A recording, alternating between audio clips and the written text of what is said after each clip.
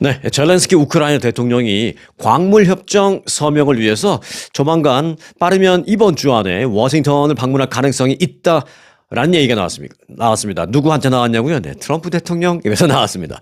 트럼프 대통령은 이렇게 말했습니다. 나는 젤렌스키 대통령을 곧 만날 것이다. 그리고 젤렌스키는 이번 주 또는 늦으면 다음 주에 그 협정에 광물 협정에 서명하기 위해서 미국을 올 수도 있다 이렇게 말했습니다. 그러면서 지금 협상이 잘 진행되고 있다. 거의 최종 단계에 다다르고 있다. 이런 표현을 썼습니다. 자, 트럼프 대통령은 이어서 히토리와 여러 가지 다른 것들을 포함하는 그런 광물 협정이 될 것이다 라면서 젤렌스키 대통령이 여기 미국에 직접 와서 서명하고 싶어 하는 것으로 나는 알고 있다. 그것은 좋은 일이다. 이렇게 말을 했습니다. 자, 그럼 이쯤에서요, 한번 중간 점검을 해보겠습니다.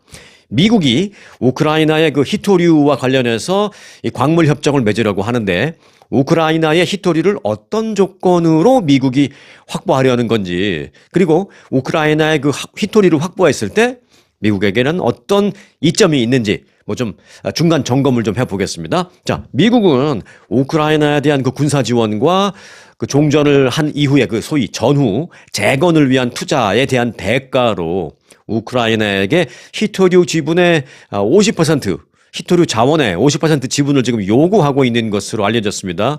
이게 뭐 종전 협상에서 이런 얘기가 있다는 건 몇 번 이제 뉴스를 통해서 들으셨겠지만 그 어떤 특정 나라의 어떤 특정 광물에 대한 지분을 또 다른 어떤 나라가 50%를 요구한다. 이게 의미하는 건지 하는 게 뭔지 사실 지금까지 이런 전례가 별로 없었기 때문에 확 와닿지는 않으실 수 있습니다. 오늘 그 부분을 명쾌하게 좀 해석을 하고 해결하고 가도록 하겠습니다.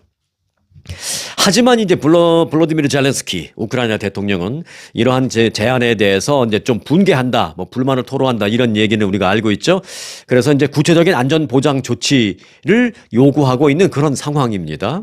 절대로 안 돼. 여한 상황에서 안 돼. 이건 아니고 확실한 안전 보장 조치가 좀 아니지 않느냐. 확실한 안전 보장 조치를 해준다면 가능하다는 얘기죠. 네. 자, 우크라이나는 티타늄, 리튬, 코발트 등 이 첨단 산업의 필수적인 히토류 자원의 풍부한 매장량을 보유하고 있는 사실 전 세계에서 뭐 그렇게 흔치 않은 그런 자원을 갖고 있는 나라입니다. 미국이 그런 자원을 확보하면 첨단 기술 산업의 공급망을 강화하고 또 중국에 대한 의존도를 줄일 수 있기 때문에 여러 가지 좋습니다. 그리고 국가 안보와도 직결됩니다. 경제적인 이득뿐만이 아니라 국가 안보와도 연결이 되기 때문에 미국이 그래서 좀 무리하게라도 이 우크라이나의 히토류 50% 지분을 가지려고 하는 겁니다, 지금. 자, 현재 미국과 우크라 이 두 나라는 큰 틀에서는 뭐 합의를 어느 정도 본 것으로 알려지고 있습니다. 세부 사항은 이제 추후 조정하는 어떤 단계적 합의 방안을 고려하고 있습니다. 미국은 협상의 어떤 신속한 타결을 위해서 조기 요구 조건을 조금 수정할 가능성도 있습니다. 그러니까 트럼프 대통령은 원래 좀 스타일이 그렇죠. 우리가 한 100 정도만 가질 수 있다면 협상할 수 있을 것 같다는 생각할 때 한 500을 쾅 얘기하죠. 그럼 저쪽에서 깜짝 놀라죠. 말도 안 되는 소리 한다 막. 그러면 대충 거기서 그래 한 200 깎아줄게 하면서 300. 그럼 그쪽에서 또 더 뭐 난리치면 그래 한 50 더 깎아줄게 해서 250쯤에서 협상의 타결을 보는 이런 스타일인데 지금 그래서 그 미국에서는 좀 쾅 앞서 나가서 좀 질러놓은 게 있기 때문에 조금 양보하면서 타결될 가능성이 있다라는 것입니다. 자, 이런 그 광물 협정 이게 체결이 되면 우크라이나는 그 전후 경제 재건에 필요한 투자도 좀 받을 수 있고 많이 받을 수 있죠. 그리고 안전 보장도 확보할 수 있고 반대로 미국은 첨단 산업의 필수적인 그 히토류 자원을 안정적으로 공급받을 수 있어서 사실 상호 이익이 될 수도 있습니다. 과연 그럼 미국이 약속하는 안전 보장을 믿을 수 있겠느냐? 요즘같이 미국이 뭐 수시로 말 바꾸기도 하고 어느 날 갑자기 아메리카 퍼스트 뭐 동맹 다 필요 없어 뭐 이런 식으로 나간다면 과연 미국이 히토류를 달라고 하고 안전 보장해 준다 그러는데 믿을 수 있느냐 뭐 이런 생각 우크라이나 측에서는 할 수도 있겠습니다만은 솔직히 말해서 지금 그 우크라이나 입장에서는 뭐 안 믿으면 뭐 어떡할 거야. 라는 그런 상황입니다, 지금. 결국은 일정 부분 미국이 조금 양보하면서 수정을 해 주어서 미국이 좀 협정 타결을 볼 수 있도록 우크라이나의 체면 조금 살려주는 선에서 아마 타결될 것이다라고 저는 뭐 그렇게 생각합니다. 자, 이와 관련해서 일각에서는 약자의 서름이라고 보고 있는 것도 사실입니다. 그 부분과 관련해서 일단 그 우크라이나는 현재 전쟁 중이기 때문에 협상력이 약할 수밖에 없죠. 뭐 그건 다 알죠. 이런 점을 미국이 너무 이용하는 것 아니냐라는 인식이 좀 퍼지고 있는 것도 사실입니다. 그러면서 소위 약자의 서름이라는 표현이 뭐 여기저기서 나오고 있는 것도 사실입니다. 우크라이나 자체적으로는 뭐 당연합니다만은. 자, 그러면 그 점을 좀 보겠습니다. 자, 과연 이게 약자의 서름 에서 끝나는 건지 아니면 상호 이익이 될 수 있는 것인지를 알아볼 텐데 일단요, 그 히토류라는 것을 둘러싼 지정학적인 갈등과 우크라이나의 취약한 입장을 우리는 사실 알고 뭐 받아들이고 가야 됩니다. 일단 시작 출발점은. 우크라이나는 세계적인 히토류 및 전략적으로 필요한 여러 가지 광물 보유국으로 앞서 말씀드렸죠. 티타늄, 뭐 리튬, 코발트 등의 매장량이 많은 나라입니다. 하지만 현재 전쟁으로 인해서 이를 자체적으로 개발할 여력이 부족한 상황입니다. 외국 자본, 특히 미국과 뭐 유럽연합, EU의 투자 없이는 그 히토류가 자기네 나라에 아무리 많아도 그 히토류 산업을 키우기는 어려운 현실입니다. 이 대한민국 같으면 참 대한민국은 참 자원이 없어서 그렇지. 있기만 하다면 뭐 그걸 개발할 기술이나 돈은 있는데 말이에요. 근데 이제 뭐 이런 자원이 너무 없어서 그게 서럽지. 있기만 한다면 그냥 뭐 우리 막 날아다닐 텐데. 그런데 이 우크라이나는 그렇게 많아도 이걸 개발할 기술과 돈이 없다라는 겁니다. 참 많이 다르죠. 자, 여하튼 다시 돌아가서 그렇게 취약한 우크라이나의 입장을 파고들어서 미국은 우크라이나의 히토리를 확보하려 하는 것입니다. 그것도 사실상 헐값에. 자, 그럼 미국이 왜 하필이면 우크라이나의 그 히토류에 집중하느냐? 그 부분도 우리는 그냥 넘어갈 수가 없는데, 자, 히토류라는 것은요, 영어로는 뭐라 그러냐면 rare earth elements입니다. rare earth elements. 한국말로 히토류라는 것은 참 어찌 보면 되게 어려운 말 같기도 하고 좀 생소한 단어인 것 같기도 한데요. 그 히토류 할 때 그 희는 희귀하다 그런 뜻입니다. 그때 쓰는 희자입니다. 그리고 그래서 영어로 할 때 앞에 rare가 들어가는 겁니다. 그리고 히토류 할 때 토는 당연히 아시다시피 흙을 뜻하는 단어입니다. 풀어 쓰면 희소성이 있는 흙이라는 뜻인데요. 이게 현대의 그 첨단 기술, 또 뭐 국방, 에너지, 제조업 등등 아주 다양한 산업, 옛날 산업에서는 뭐 필요도 없었지만 지금 현대 산업에는 정말 히토리 없으면 안 되는 아주 필수적인 원자재입니다. 반도체, 전기차, 배터리, 스마트폰, 디지털 각종 기기 등 뭐 정밀 기계 등 다양한 첨단 기술 산업에 꼭 있어야 하는 재료입니다. 스마트폰에 들어가는 칩 당근이고요. 물론이고요. 또 컴퓨터에 들어가는 칩 물론입니다. 이 히토류가 없으면 만들질 못합니다. 심지어는요, 전투기 만들 때도 들어가고 미사일, 뭐 레이더 시스템, 정찰 위성, 핵잠수함, 스텔스 기술 등등등에도 필수적입니다. 그러니까 현대 일상생활은 물론입니다만은 이 군사적인 측면에서도 히토리를 확보한다는 것이 어떤 의미인지 이제 좀 알 수 있으시겠죠. 그런데 그렇게 중요한 히토류에 있어서 한 가지 지금 문제가, 그러니까 미국 입장에서 봤을 때 문제가 바로 중국이 이걸 엄청나게 많이 갖고 있다는 것입니다. 현재 세계 히토류 공급의 70%를 중국이 차지하고 있고요. 또 그걸 기술이 있어야 된다 그랬잖아요. 히토류만 있다고 되는 게 아니죠. 그걸 정제할 수 있는 기술, 개발하는 기술. 그 정제 및 가공 기술은 중국이 전 세계의 80-90% 이상을 차지하고 있습니다. 그러니까 자칫 중국이 이걸 갖고 세계를 쥐었다 폈다, 쥐락펴락할 수도 있는 것입니다. 또 실제로 그런 일도 있었고요. 일본을 상대로 그런 일이 있었죠.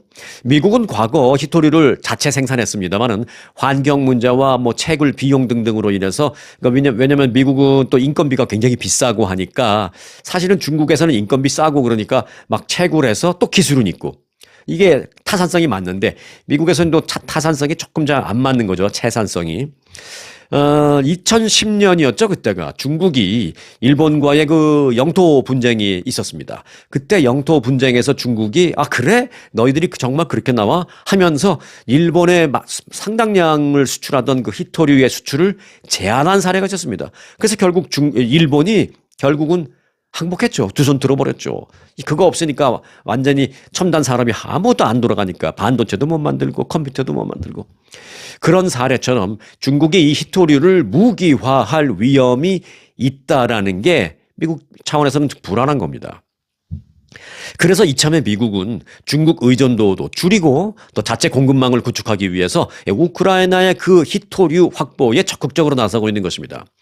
쉽지 않겠습니다만은 이번 그 광물 협정이 이 양국의 광물 협정이 우크라이나 국민들을 좌절시키지 않고 또 미국은 미국대로 히토류의 안정적인 확보를 할 수 있는 제 생각대로라면 제 마음대로라면 좀 양국의 윈윈이 됐으면 좋겠다라는 생각을 갖습니다. 그런데 이건 뭐 어디까지나 뭐 제 개인 생각이고요. 뭐 기업 간의 어떤 딜 그런 게 됐든 또는 국가와 국가 간의 딜이 됐던 완벽하게 양쪽을 다 만족시키는 것은 쉽지 않을 거라고 생각합니다.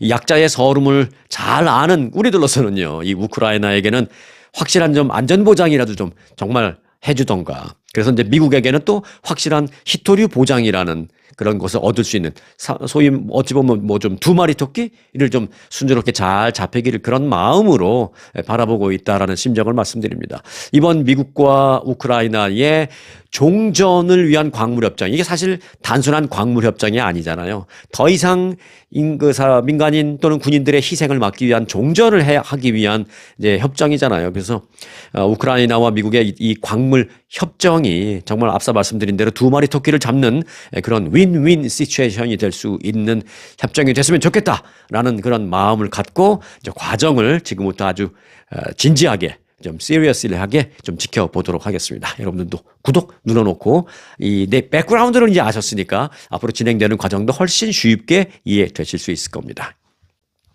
자, 미국으로 들어와 보겠습니다. 이 미국에서 체포된 불법 체류자들이 손발이 그 쇠사슬에 다 꽁꽁 묶인 채 추방을 위한 그 비행기 탑승 그 계단에 오르는 장면을 영상을 찍은 게 있는데 그 영상을 연방정부 차원에서 이 소셜미디어 X에 게재해서 논란이 일고 있습니다. 이 동영상에는 워싱턴주 타코마 이민국 구치소에서 추방 장소로 이송되는 수감자들이 시애틀에 있는 보잉필드 공항에서 이민국 요원들에 의해서 몸을 싹 수색당한 뒤에 땅바닥에 널려진 이 쇠사슬에 그 다리를 집어넣으면 차거덕 다리도 쇠사슬이 묶이고 또 팔도 두 팔을 묶고 이렇게 팔과 다리가 묶인 채 그 탑승 비행기 계단을 질질 쇠사슬을 끌면서 올라가는 그런 모습의 영상이었습니다. 이민국이 약 2주 전에 촬영한 이 비디오는 일론 머스크가 올린 것으로 밝혀졌습니다. 그런데요, 일론 머스크는 이 영상을 올린 뒤에 거기다 이제 영상 설명 같은 걸 올렸는데 뭐라고 올렸냐면 하하하 와우 이렇게 코멘트를 올렸습니다. 그리고 거기다가 이모티콘도 2개 집어넣었는데 하나는 그 트롤이라 그러죠. 트롤. 그 장난꾸러기 난쟁이 모양의 이모티콘. 그 트롤 이모티콘과 함께 금메달 이모티콘을 같이 올렸습니다. 이게 뭐 하자는 건지. 뭐 그 사람들을 옹호할 생각은 추호도 없습니다. 하지만 어찌됐든 팔과 다리가 쇠사슬에 묶여서 이제 본국으로 추방당하기 위해서 가는 물론 이제 그들이 범죄자라고 하더라도 쇠사슬에 묶여서 끌려가는 장면을 보고 하하하 와우 라는 것은 좀 지나친 표현이 아닌가라는 생각이 드는데 여하튼 일론 머스크가 그런 영상과 그런 사진 코멘트를 올렸습니다. 거기다가 이모티콘까지요. 자, 이에 대해서 이민 변호사들은 이 깽처럼 쇠사슬에 묶인 이민자들의 동영상을 연방 정부가 공개함으로써 일반인들에게 이민자를 범죄자와 동일시하도록 그렇게 유도하는 악영향을 미치고 있다 이렇게 비판했습니다. 또한 범죄자들은 변호사를 선임할 수도 있지만 불법 체류자들은 변호사도 선임할 수 없는 그런 상황이다 라면서 이제 이민 변호사들은 항변을 했습니다. 이런 가운데 이민국 전세 비행기들은요 매주 여러 지역에서 체포된 불체자들을 싣고 일단 시애틀 타코마에 있는 구치소에 수감시키고 있습니다. 그리고 거기서 이제 추방이 결정된 수감자들은 다시 텍사스주 엘파소 구치소로 이송됩니다. 그래서 이곳 텍사스주 엘파소 구치소에서 이제 추방시키는 비행기에 올라타게 됩니다. 체포되면 곧바로 시애틀 인근의 타코마 구치소로, 그리고 타코마 구치소에서 추방이 결정되면 곧바로 텍사스 구치소로, 그리고 나서 텍사스에서 곧바로 전 세계로 뭐 멕시코로 보내지든 엘살바도르로 보내지든 파라과이로 보내지든 보내지게 되는 것입니다. 자, 이어서 경제 뉴스 좀 볼까요? 실적 부진을 겪고 있는 기업, 대표적인 기업이 있습니다. 여러분들도 가끔 가시죠? 스타벅스. 스타벅스가 요즘 실적 부진 때문에 상당히 고민하고 있습니다. 스타벅스가 그래서 이 정리해고 수순에 들어갔습니다. 브라이언 니콜 스타벅스의 CEO는 직원들에게 이메일을 보냈는데요. 기업 지원 부서의 인력을 1,100명 줄일 계획이다 라고 밝혔습니다. 브라이언 니콜 CEO는 우리는 구조를 단순화하고 중복되는 업무를 없애고 더 작고 더 단단한 팀을 만들기 위해서 해고 수순을 밟고 있다라면서 그런데 이번 감원에는 매장 인력은 포함되지 않았다. 매장에서 근무하는 인력은 포함되지 않았다라고 표현했습니다. 본사나 사무실에서 근무하고 있는 기업을 지원해주는 부서 인력을 감원하겠다는 것입니다. 전 세계 스타벅스의 그 기업 지원 부서에서 일하는 직원은 16,000명 정도로 알려졌는데요. 감원 대상은 전체 직원의 7% 정도가 될 것으로 알려졌습니다. 그래서 1,100명 정도. 자, 스타벅스의 이번 정리해고는 최근 실적 부진을 겪고 있기 때문에 단행되는 것입니다. 스타벅스는 가장 큰 두 시장인 미국과 중국에서 현지 그 특히 이제 중국 같은 경우에는 현지 그 저렴한 업체와의 경쟁이 치열해지고 있어서 어려움을 겪고 있고, 또 이스라엘과 하마스 간의 전쟁 그 이후에는 그 전쟁 여파로 인해서 이 불매 운동에 직면했습니다. 이제 너무 미국이 이스라엘 도와준다, 또 스타벅스가 이스라엘 친이스라엘적인 기업이다, 뭐 이런 것 때문에 젊은이들 중에 상당수가 뭐 스타벅스 불매 운동도 하고 있고 뭐 그런 상황이어서 여러 가지 영향을 받으면서 지금 최근에 4분기 연속, 4분기면 거의 이제 1년이나 마찬가지인데 연속 그 매출 감소를 지금 겪고 있습니다. 거기다가 뭐 또 다른 일도 있었죠. 그래서 이제 그 CEO를 교체한 게 그 이유입니다. 원래는 렉스먼 네러시먼이라는 CEO가 이제 그 최고 경영자 일을 하고 있었는데 실적 부진의 책임을 지고 이제 얼마 전에 사임했죠. 그래서 데려왔는데 앞서 말씀드린 브라이언 니콜 CEO라는 사람을 데려왔는데 그 사람은 여기 스타벅스 오기 전에 어디 있었느냐? 여러분 잘 아시는 그 멕시칸 패스트푸드 체인 치폴레 이 멕시칸 그릴의 CEO로 있다가 스타벅스로 스카웃돼서 온 겁니다. 그래서 이제 뭔가 보여줘야 된다라는 강박관념이 있는데 별로 뭔가 보여주지는 못한 것 같은데 일단 뭐 인력 감축 이런 걸 한다 그랬습니다. 저는 이제 뭔가 경영 실적을 좀 건강하게 만들기 위해서 인력 감축한다는 걸 참 저는 웃기게 생각해요. 그거는 누가 생각 못 하겠어요. 그거는 초등학생, 중학생 데려다 놓고 이거 지출이 이렇게 많고 수입은 좀 적은데 이걸 어떻게 해결해봐. 그럼 사람 잘라요. 그걸 누가 못하겠어요? 그걸 그냥 고액을 1년에 몇백만 불씩 주고 데려왔는데 겨우 한다는 게 정리해고. 뭐 여하튼 지금 스타벅스는 그런 상황입니다. 그리고 이제 스타벅스가 이제 최근에 여러 가지 변화도 있죠. 미국과 캐나다, 북미 지역 매장에서 주문한 손님에게만 화장실을 개방해 주기로 그렇게 결정을 내렸잖아요. 그래서 모든 방문객에게, 그러니까 스타벅스에 와서 뭐 작은 거라도 하나 사지 않아도, 아무것도 사지 않아도 들어와서 나 화장실 좀 쓸 수 있습니까? 하면 이제 가서 쓸 수 있게 해주던 그런 그 정책을 좀 바꿨죠. 7년 만에 그걸 폐기하고 꼭 뭐라도 하나 사야 되는 겁니다. 화장실을 쓰려면. 그렇게 정책을 바꿨고, 그래서 이제 사람들이 좀 깨우뚱 좀 싫어하는 사람도 있습니다. 그리고 메뉴의 종류도 한 30%가량 줄였습니다. 너무 복잡하게 일하지 말자, 이런 식으로. 자, 과연 새로운 신임 CEO가 와서 하고 있는 여러 가지 정책들이 얼마나 효과를 볼지는 조금 두고 봐야 되겠습니다. 자, 테슬라 얘기를 또 안 하고 넘어갈 수가 없는데요. 테슬라에 대한 전통적으로 강세론자, 그러니까 테슬라 주가에 대해서 강세다라고 계속 얘기하던 대표적인 사람이 있었습니다. 누구냐면 미국의 투자자 로스 거버라는 사람인데요. 이 거버가 테슬라 주가가 반토막 날 수도 있다라는 아주 충격적인 그런 전망을 내놓았습니다. 미국의 자산 운용사 거버 가와사키 웰스 앤 인베스트먼트의 CEO 이 거버라는 사람인데요. 테슬라 주가가 올해 최대 50%가량 하락할 가능성이 있다라고 주장했습니다. 반토막인 거죠, 그러면. 거버는 테슬라의 초기 투자자로 그 주가 상승을 당시 이끌었던 주요 인물 가운데 한 명입니다. 그런데 최근에는 테슬라에 대한 그 어떤 우려를 공개적으로 이렇게 발언하고 있습니다. 그는 지난해 약 6천만 달러의 테슬라 주식을 팔았고요. 하지만 그럼에도 불구하고 아직도 한 2억 6,200만 달러 상당의 테슬라 주식을 보유하고 있는 것으로 알려졌습니다. 2억 6,200만 달러 상당. 거버는 테슬라 주가가 하락할 가능성이 있는 이유로 몇 가지를 들었는데 우선 완전 자율주행 FSD, Full Self Driving 기술에 좀 완벽하지 못한 그런 문제, 그리고 이제 일론 머스크의 개인적인 어떤 리스크, 또 판매 실적의 부진, 그리고 시가총액의 문제 등 뭐 한 4가지 정도로 꼽았습니다. 테슬라 주식을 그런데 이 사람 앞서 그 2억 6천 얼마 갖고 있다고 말씀드렸잖아요. 3억 달러 가까이 그 주식을 갖고 있는 사람이 그 주식의 하락을 부추길 수도 있는, 더 빠른 하락을 부추길 수도 있는 뭐 반토막이 날 수도 있다는 등등등의 그런 우려스러운 발언을 왜 했을까요? 그 일각에서는 그래서 의구심을 표명하고 있습니다. 저도 좀 이상하다고 생각합니다.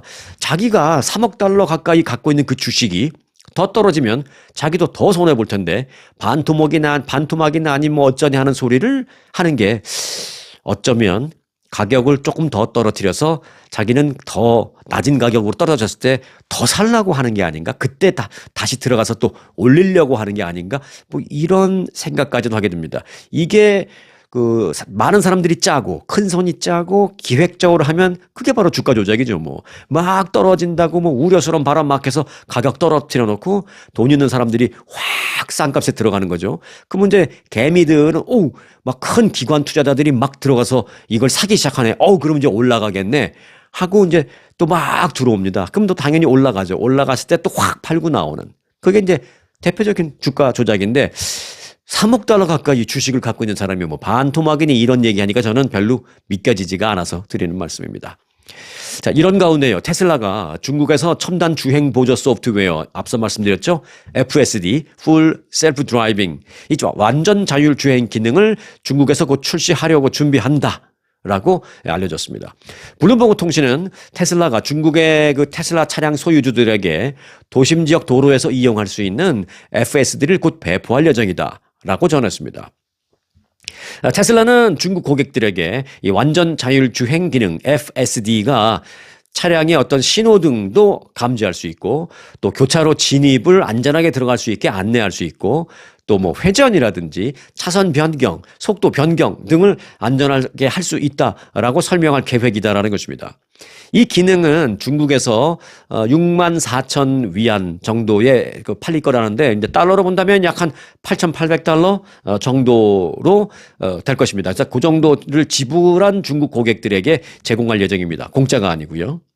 그런데 이제 이 뉴스만 딱 들어보면 테슬라가 중국에서 앞으로 이제 좀 잘 나가겠구나 그런 생각이 들 수도 있겠습니다만은 사실 꼭 그렇지도 않습니다. 왜냐하면 테슬라의 이 같은 발표가요, 정작 중국 내 그 소비자들에게는 별로 감흥을 주지 못하고 있기 때문입니다. 왜 감흥을 주지 못하고 있을까? 그 이유는 이미 중국의 전기차 업체는 첨단 주행 보조 기능을 제공하고 있습니다. 그리고 중국의 대표적인 전기차 업체인 비아디라는 회사는요, 자율주행 시스템을 모든 차종에 모두 무료로 제공하겠다라고 밝혔기 때문입니다. 걷다 갔다 대고 아무리 천하의 테슬라라 하더라도 우리도 셀프 드라이빙 무료가 아니죠. 우리도 그 기능을 출시합니다 해놓고 8,800달러 내야만 준다 그러니까 중국에서는 시큰둥한 거죠. 그래서 이제 테슬라가 과연 얼마나 중국에서 좀 드라마틱한 반전을 일으킬 수 있을지는 좀 미지수다. 그런 얘기입니다. 그 중국의 그 대표적인 전기차 업체 비아디, 여기는 굉장히 뭐 3만 달러 이하 싼 전기차도 많이 만들고 있어요.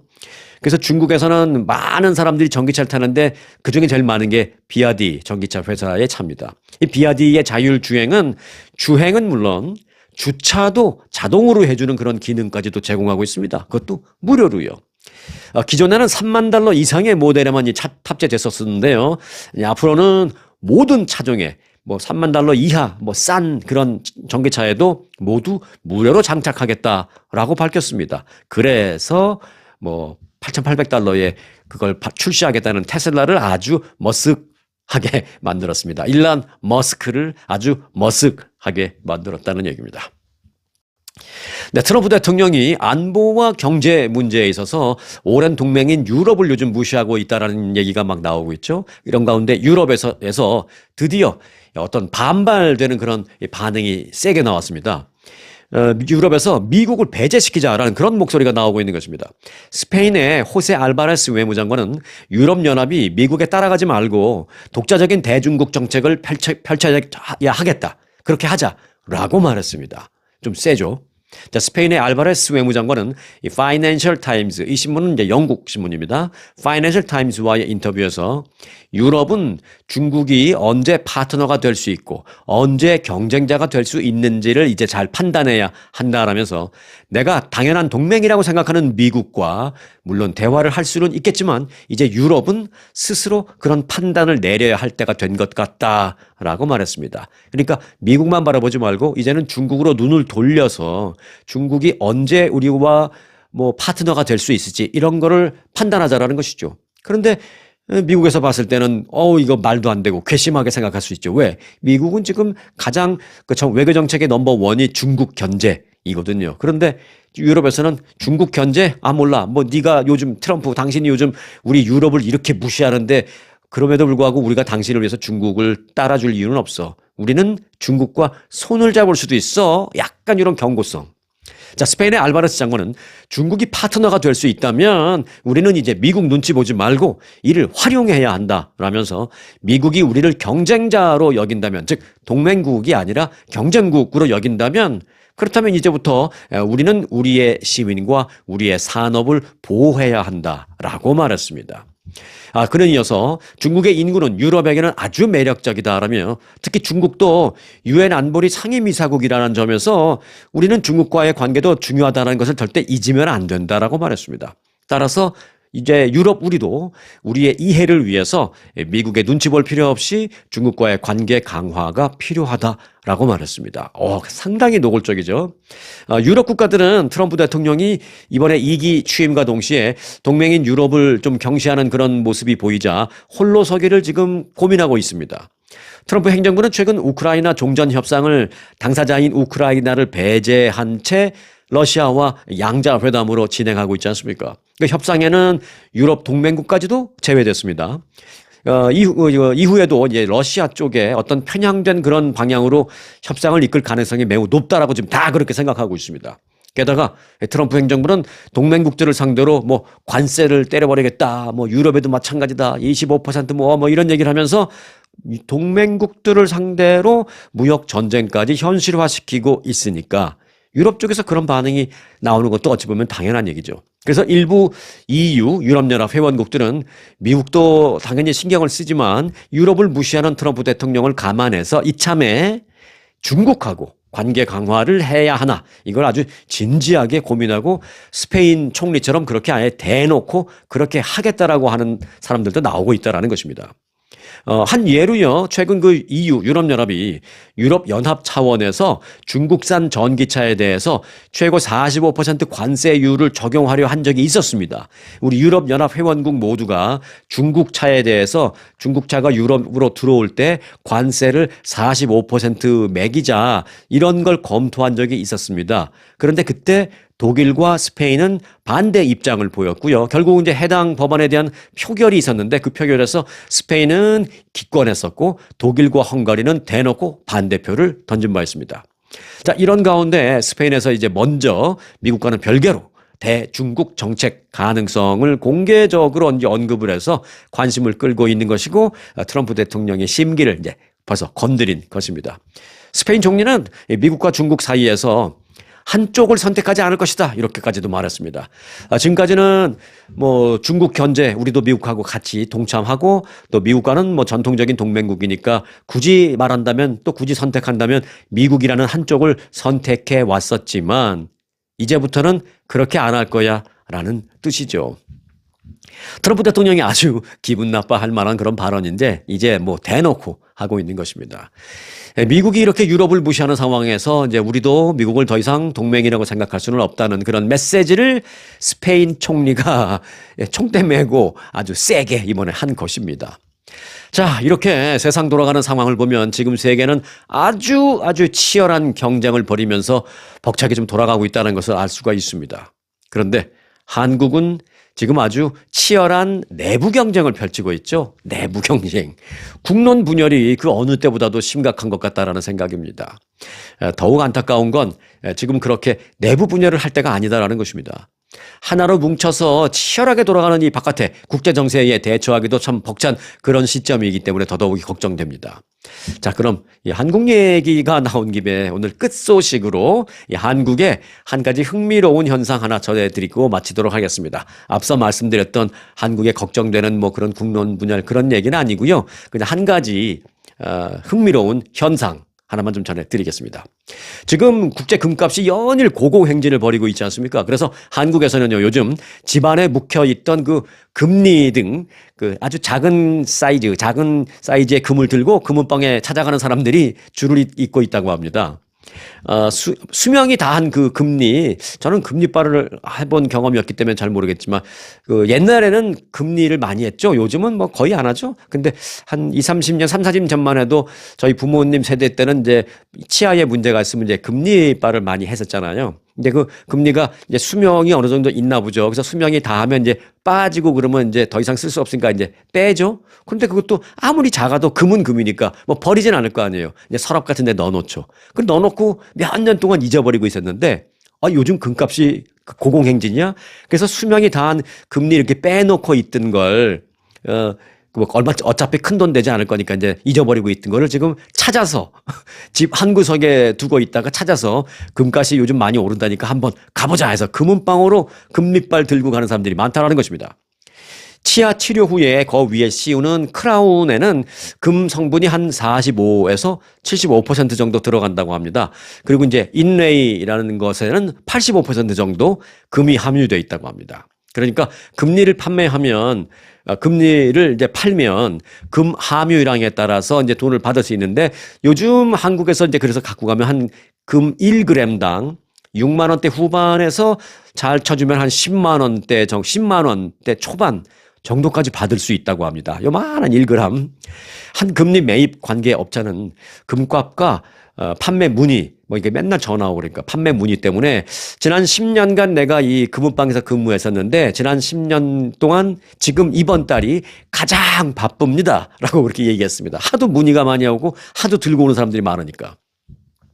대구의 한 금은방 관계자는요, 설 연휴 이후에 이 금 매입 문의가 특히 많이 늘었다라면서 돌반지를 팔러 오는 사람들이 가장 많고 그 다음이 금리빨 들고 오는 사람들.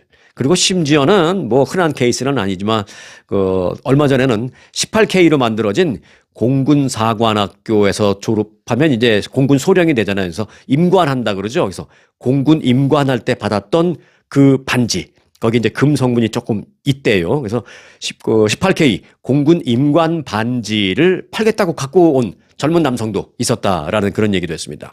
또한 종로에 있는 한 금은방 관계자는요, 종로에 그 금은방 또 보석 뭐 팔찌, 귀걸이, 뭐 반지 이런 거 파는데 종로 가면 쫙 있잖아요.